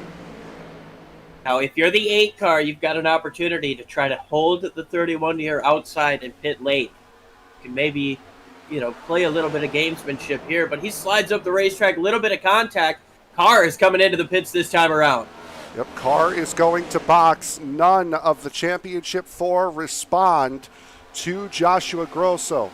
Grosso coming out of pit road now, and he will be about a second quicker than everybody else around him. Last time around for Alex Arildsson, now mind you, he was battling side by side, was a 31:18. His best lap, a 29:64. So he's going to be about a second to a second and a half quicker is Joshua Grosso than the other championship runners here. I'm always a big fan of the undercut, but here's something else I'm noticing now. Alex Arildsson was passing Jackson Carr for the race lead on merit. Linus Broström is 0.7 of a second behind Alex Arildsson right now, so he has gained an immense amount of time on his competitors throughout the first half of this run. If I were him, I would be leaning towards the shorter pit compared to Alex Arildsson. I know that they're teammates and they're probably communicating on how they want to do this together. I would have to assume you want to make that pit stop before your teammate does to try to get that shortcut advantage. But it's nice to be a team, and it's nice to compete with a teammate, be able to talk strategy out. But when it comes down to it, a driver's championship is a driver's championship. You got to win it. You've got to do what's best for you if you want to win it. And right now, that's the position that the 8 and the 3 find themselves in. A moment ago, Andrew Miller making his iSNF debut in that number 20 for Charles Robertson. Sliding off of turn 4, going through the grass. Not the first time we've seen that here this evening. Able to keep it straight. Time we've seen an incredible save out of Andrew Miller. So able to keep it straight and stay green. As Joshua Grosso running in the 15th position right now. His last time around, a 29:92. Alexander Arildsson, a second slower. Now, these guys have to be banking on a caution at this point. You can't afford to lose this much time this late in the race. We've got 23 laps to go, coming to 22 laps to go. Unless you're going to try something else. Here comes Arildsson. You're taking a 4-tire pit stop. I think you're pushing the limit here, and Broström stays out another lap. Broström and Solo both stay out a lap. Alexander Arildsson pits from the race lead. Jeff Weimer comes down pit road as well. Now, you're going to have fresher tires at the end of this race if you're the 8, the 3, and the 24. But you got to also leave yourself enough time to be able to regain that gap and give yourself some time to pass the driver you're trying to get around. Chris Smith comes into pit road from a top 5 position. So that's the balancing act that these guys are going to have to play now. Is we want the fresher tires, yes, but we also need to leave ourselves enough time to be able to recoup the ground that we lost. That's what we're running into now. Is it going to be too late for these guys with less than 20 laps to go? As Hernandez crosses the line, they take 20 to go now. It's going to be tough. Linus comes into the pits. Rostrom in the 3 car. Makes the pit stop from second place. Daniel Solo will be the last of the championship 4 to come into pit. Joshua Grosso came in on lap 106. Orilson on 112. And now Linus Brostrom on 113. Solo stays out again. There is Grosso. He will be the race leader when pit stops cycle out. He is currently 6 seconds ahead of Alex Orilson, who is in clear track and has just gotten past Linus Brostrom on pit exit.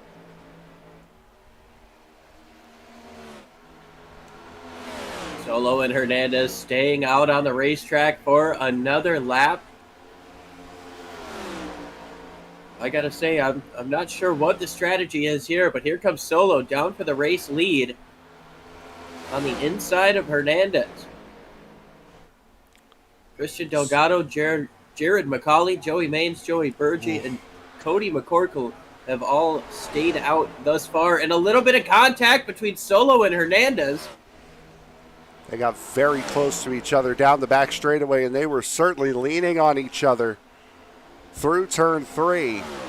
This is not good. Out of Solo there.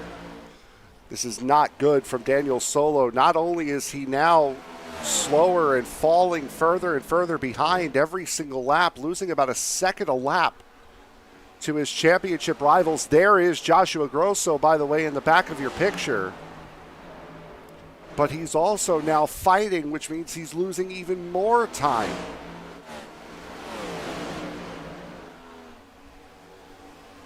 So with the shortest pit of all, he's got an extended gap over his closest competitor. Alex Orilson 5.5 seconds behind. Is there going to be enough time with 16 laps to go? I can't imagine the 24 can make it from here. He's got to be banking on a caution or something, hoping to catch these guys a lap down. There's Orilson right there. He is currently running in 10th. He is 3 seconds clear of Linus Brostrom. Again, running his final race here in ISNF. Now Joshua Grosso gets to the back of Daniel Solo and Angel Hernandez. The 54 is about to unlap himself and does successfully. Daniel Solo looking to the bottom. He's looking slow. He may be coming in here. Jackson Carr unlaps himself as well. Now finally, with 15 laps to go, Daniel Solo comes down pit road, the last of the championship 4. Angel Hernandez, Christian Delgado, Joey Maines still stay out. Joshua Grosso should inherit the race lead, but he's got Jackson Carr with him, battling hard for what should effectively be the race lead. How much is this going to slow him down compared to Alex Orilson, who is now within 4.5 seconds of this battle? He's closing the gap down. He's chasing him down. But is there going to be enough time? 14 laps to go. Hernandez, Delgado, and Maines all into the pits. Jackson Carr, Joshua Grosso have taken the race lead. This is officially the battle for the race lead. Well, the lead is going to go to Cody McCorkle. There he is. He has not yet come down pit road in that Reese's number 19. There is the 24 of Daniel Solo. And if I'm Joshua Grosso, I want somebody in my ear reminding me, don't get suckered into a race. Don't lose more time than you need to. You're where you need to be to win the championship. He is 4 seconds clear of Alexander Arildsson, 6.5 seconds clear of Linus Broström, and 14.5 seconds clear of Daniel Solo, who comes out of the pits in 13th, but he is going to be flying.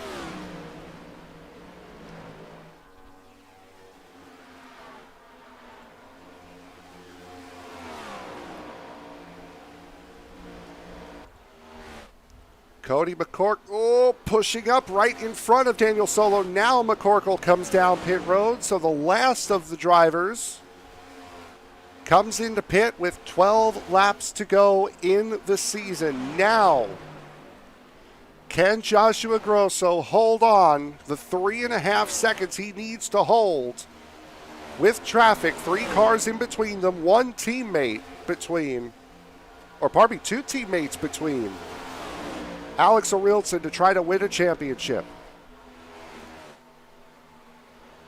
Arildsson is quicker every single lap. Couple of tenths here and there. Is it going to be enough time? Joshua Grosso last time around did a 30.33. Alex Arildsson, who has now gotten past Brian Chu, that was for the 3rd position, was 0.2 of a second quicker. If he's beating him 0.2 of a second every single lap for the rest of the race, he is not going to catch him. He needs to be taking more out of Grosso. How much of the tires has Grosso used at this point? Can Arildsson get any more out of what he's got? 3 seconds of a difference between the two of them now. This might heat up right down to the wire. There are 2 races going on up here at the front as we see Joey Maines battling with Angel Hernandez. About 10 laps different on their tires. Jackson Carr looking to win the final 3 races of the season. Joshua Grosso looking to etch his name into iSNF history, winning Season 6 championship. His first and the 6th unique champion in 6 seasons for this series. Laps away, 12 miles away from getting that first championship. Arildsson within 2.5 seconds now. Going to have some lap traffic to work through. That's 7 of Casey Tomlinson now between those guys. Linus Broström sits in 4th place, 2 seconds off of Alex Arildsson. Doesn't look like he's going to have enough to catch up. Just got past Brian Chu for that 4th position. As it sits right now, the 24 of Daniel Solo, there he is. He's just gotten around Chris Smith. That is for 8th and has 7th place. Nathan Christensen just in front of him. So when all said and done, the championship 4, at least at the moment, will all finish inside the top 10 and have a chance to all finish within the top 6. There is the battle for the race lead between Jackson Carr and Joshua Grosso. There is Grosso's fight. It is not for the win. It is for the car behind him. Grosso now holds a 2-second gap back to Alexander Arildsson for a championship, with Linus Broström catching. Laps to go here in 2023. Season 6 is coming down to a close, but this battle is heating up in the final 5 laps. It's less than 2 seconds between 1st and 2nd in the championship. Is there going to be enough time for Alex Arildsson to get up to the back bumper of Joshua Grosso? I don't think there's going to be enough time unless these guys start racing up here or 54 makes a mistake. I think he might have this on lock with 4 laps to go. Joshua Grosso in 12 races last season finished 24th in the championship, was not even in the playoffs. now has the chance at possibly winning the whole thing the very next season.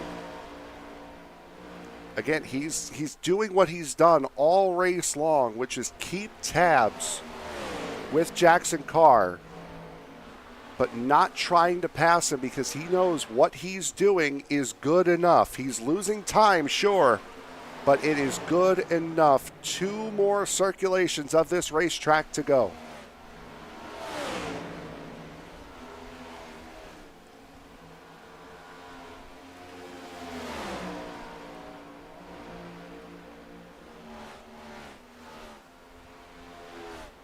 So all over the back bumper for the race lead, but you've got to think he's not going for it at all. Dropped a couple of car lengths now. Just a lap and a half to go for the championship here in Kentucky. Reelson getting closer. 1 second separates. Daniel Homer loose.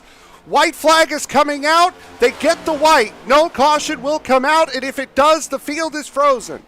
It will not matter. Daniel Homer wrecking coming off of turn 4. Jackson Carr out in front. Joshua Grosso just behind. Alexander Arilton will close to within a second. 1 more perfect corner is needed. Jackson Carr comes off of corner number 4. He will win 3 in a row. He will win the Bluegrass 200 here at Kentucky, but Joshua Grosso wins the Season 6 championship here in the iSNF Cup Series.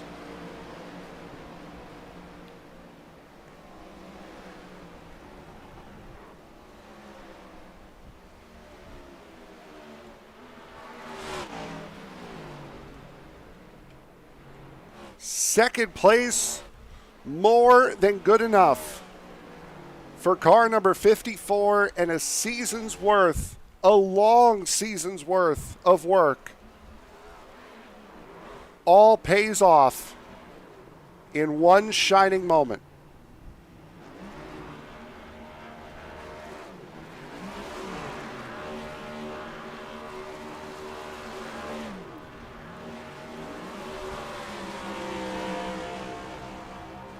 And with that, we will bring the champion in first. If we can find him.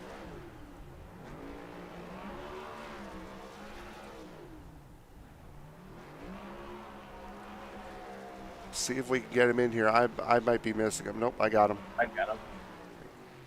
Here we go. Joshua Grosso, your series champion here for Season 6. Josh, looked like you may have pit a little bit too early, but it was absolutely perfect timing.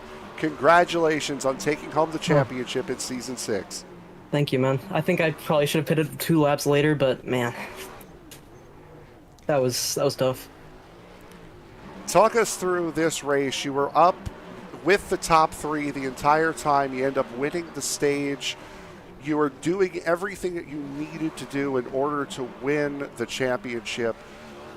Was there much fight out of you? Did you have something for Jackson Carr, or were you just kind of sitting there realizing, I got it, no need to fight? I knew that I had a gap, so I just had to stay behind him, honestly. Because I obviously didn't need the win to get the championship, so I was happy with just getting the championship. All right. And, yeah. Just doesn't matter as long as you got it. Talk about this season. You win at Watkins Glen earlier on this season. It's your only win here in iSNF. You were one of the more consistent drivers this season, leading to this championship. Just talk us through what this season has meant and how it feels to take home this championship. And it feels good. I didn't get any oval wins this season. I actually haven't gotten any oval wins in this league at all. So I won the championship before I ever won an oval race. It was pretty wild. We have a couple of weeks off before you have to defend it at Daytona, starting off Season 7. What are you going to do with these 2 weeks, and how are you going to approach Season 7 as the reigning defending series champion? Honestly, I'm not going to think about it too much. Just kind of run race by race, and if I get the chance next year, then that'll be nice. All right, anyone you want to give a shout out to before we let you go and celebrate a very well-earned championship? Angel, he was up there the entire race. Obviously, he didn't make it to the championship 4, which is unfortunate, but he definitely would have been in the fight if he would have made it to the championship 4. All right, Josh, congratulations. Your Season 7 champion, Season 6 champion, pardon me, looking to Season 7. Joshua Grosso, bud, congratulations. Thank you, man. And now we will go to our race winner, Liam Ervig. You are with the 3-time race winner here at the end of the season. Well, Jackson, Liam, and Frank up in the booth. You got a copy. Yeah, I hear you. Keep winning like this, we're going to be best friends by the end of next season. You had a phenomenal race. You had to work through a lot of traffic in stage 1, but you were able to get up to the front and take the lead for a little while. Kind of walk us through how your race started getting through that traffic. Well, I started this race like I usually do in the back. I think that really helped. Starting in the back, kind of learning how to pass, getting through the field. So, and I ended up getting through the field in like 5 laps anyway. So, not my favorite kind of track. A lot of air manipulation, just keeping the people behind you close up to you in your dirty air. So, I mean, it's fun when you're the leader. I basically just mirror drived most of this race, but I mean, good finish. I love when strategy. No matter how much you don't like a track, if it comes down to pit strategy and tire strategy, it makes every finish good. Well, you got to do a lot of mirror driving here today. You got stage 2 and the race win. Towards the end, you had that 54 all up on your rear bumper. Did you have any sort of concern that he was going to maybe go for it, or did you kind of understand the situation he had going on? I kind of understood that as long as I kept my lane, there's no chance he was passing me. As long as I didn't make a mistake, there's nothing anybody could have done. So if I would have hit the wall, I think, yeah. But other than that, no, I was completely fine. I knew no matter the run he got out of 4, because they both had some weird arc down line, and it was really quick out of 4, but if I just held my line and won, there's nothing they could do about it. So I was just trying to not make any mistakes, and I knew if I just stayed calm and just ran my race, there's nothing they could have done about it. Well, awesome stuff, Jackson. You did pretty good for a guy who didn't have this track last week. Is there anybody you want to thank for such a strong run here, going for 3 in a row here in the iSNF Cup Series to round out Season 6? I want to thank you for the track. Obviously we've been spending so much quality time. I'm up here in the booth for 3-5 minutes every week, so that's a good chat. So, everybody in the BC, they were really helping me. I want to thank the lap cars for slowing Josh down.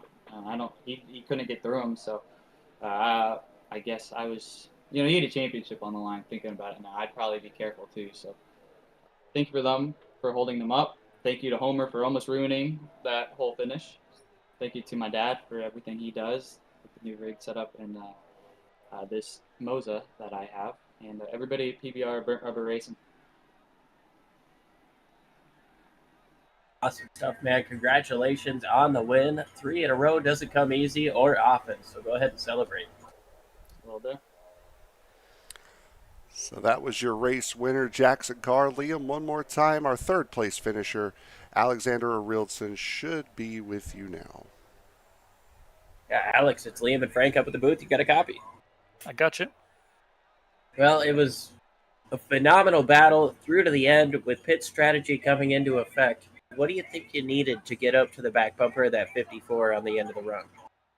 Well, honestly, I think I had pretty good long run speed, but I should probably have pitted a lap or 2 earlier, and then it might have been interesting there at the end. I think I came up short by like half a second. So yeah, I think that was the difference maker today. You had to fight through a bit of traffic to get up to where you were. You started up in the front, but we saw you fall back outside the top 10 just a little bit. What was it like going through the traffic, and did you notice any difference with the new update with this dynamic track surface and the track heating up and having to search for grip? Yeah, I had a bit of a struggle there at the start and fell back towards the middle of the pack, and then I repaired some damage and fell back a bit further. But I managed to make my way up through the field quite methodically, I'd say. And yeah, I did find that you could run more than one line, especially through 3 and 4. So I ran a bit higher in the second half of the race, like one lane up from where Jackson and Joshua were running. And I think I found a bit of speed there, but yeah, it wasn't enough in the end.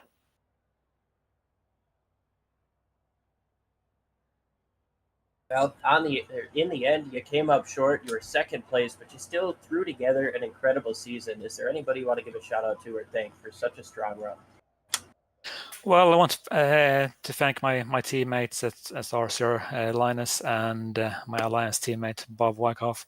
But also big thanks to Ria for putting this league together and working hard on it each and every week. And also a big shout out to you guys for putting on this broadcast every week as well. You're doing a great job.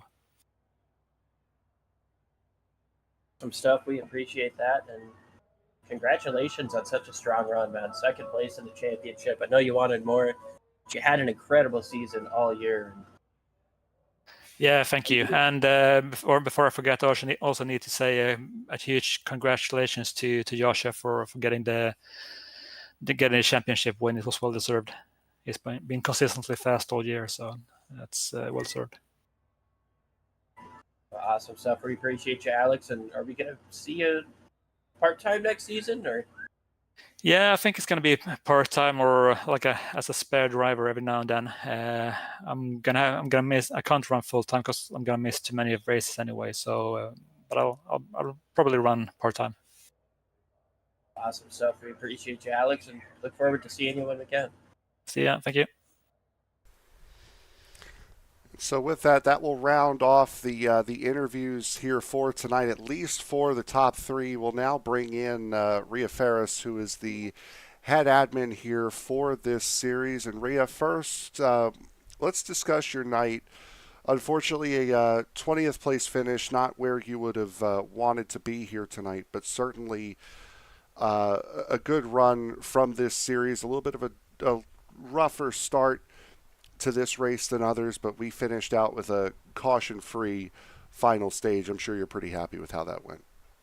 Pretty pleased with the second half of this race. Yeah, you're right. I mean, we did start off pretty bumpy and rocky there in the beginning, but it's kind of really just kind of shadows the entire season. In my opinion, we always start off pretty rocky, and then we start finding our stride somewhere mid-season, and then it gets rocky again in the beginning of the playoffs, and then it kind of smoothens back out. So a little bit of a roller coaster action there, and that just usually comes to do with roster changes. You get guys that have job schedule changes or prior commitments, and they end up falling out, and then we have to find people to replace them. And then it's just like in any sport, you bring in a new person, and it takes time to gel. You don't know who to race and go 3 wide with yet. You don't know how aggressive everyone else is and who is not. Definitely pride ourselves in diversity, and we embrace it. We celebrate it here in iSNF, and we love people from all different walks of life and around the world, from any country. So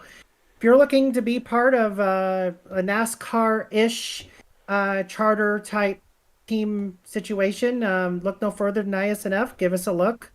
You can definitely shoot me up on iRacing, or send a league request through the Truck Series. That is our entry-level series. So request to join the Truck Series, and then we'll just kind of, walk you through getting into the higher ranks of the series. But guys, it's been one heck of a season. I appreciate you guys in the booth and what you guys do every week as well. And then with the loss of Tony, kind of reflecting back, having Tony back in the booth was great, and then the loss of him was just as dramatically worse as having him back in the beginning of the season. So it was just a roller coaster ride there in that department too, and I'm sure you guys can agree with that. And we definitely want to end the season thinking about Tony and all he did for us in prior seasons as well. And looking forward to what you guys can do for us in seasons to come. And I really appreciate this relationship with SRM,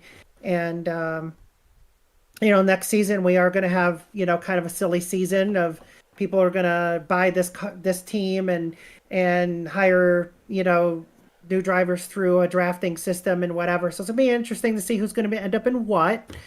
But there are going to be some familiar faces and some familiar cars as well. So I think it's going to be about a 50-50 bag. And then we're going to probably have some debutantes, if you will, for the Daytona 500, as we always like to start off the season with. So pretty exciting stuff coming in the January 6th.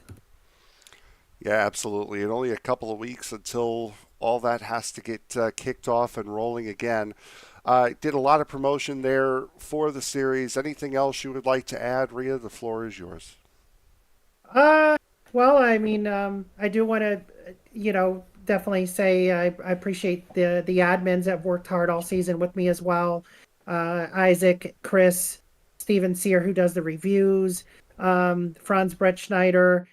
We also had some other admins throughout the season as well, and I'm sorry if I didn't mention your name, but the admins definitely helped me week in and week out. Sadly, we didn't have any admins except for myself in this particular race, so I did have a lot on my shoulders. And as you've mentioned in the past, I have just recently relocated, and I'm actually in school to do two different jobs and running the league. So it's been very stressful, very time consuming on my end, and now I have to kind of basically rebuild this league going into 2 weeks from today. So yeah, there's a lot of work to do, and a lot of training I'm still doing in the real life too. So I'm excited though, nonetheless, and we're going to try to get that 12 car in victory lane next season. I think the best finish all we had was P7 at Talladega last week. So we definitely got to step up our game and get some more practice in, hopefully once things calm down here in the workforce. But guys, I wish you guys a happy holiday season. Anyone out there listening, happy holidays from iSNF. Again, look us up and would love to have you. No matter what holiday you celebrate, go enjoy that season with family and friends, and make sure that you give them a hug, because tomorrow's not promised. Very well said. And Rhea, we will see you in 2 weeks' time to open up the season at Daytona. Congratulations on a successful season 6, and good luck in season 7.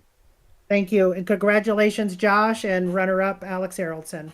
Fantastic season to both of you. All right, and with that, Liam, a great race we saw here tonight. Again, started off a little bit rocky, but this championship battle that we saw come right down to the wire, Haraldson hunting him down the rest of the entirety of the race, the entirety of that last run, I should say. It was some of the better racing that we have seen all season long, and getting that close to having a green-white checkered, but still not getting it. A great show overall tonight. Yeah, fantastic job by all these drivers. And I know it can get a little bit rocky. We mentioned the rocky start. Somebody gets turned right away on the initial start. The caution comes out. You don't get the start right when you expect it to be. That can definitely bring up the anxiety levels in these drivers. They get ready for the start. You slam on the gas for 10 seconds, and boom, you got to slow it down and get back to pacing. It can really disrupt your flow, and I think that had a lot to do with why we saw so many cautions at the beginning of the race. It wasn't an outrageous amount, but compared to the rest of the race, everybody raced super clean after we got through that first stage, or the first half of the first stage. We did see guys leaning on each other, getting super close, but the racing was incredibly respectful, as it has been all year. I don't know, man. The iSNF Cup Series is some of, if not the best sim racing action that we get to see week in and week out. And I am incredibly happy to be a part of this crew and be able to call it as much as I am.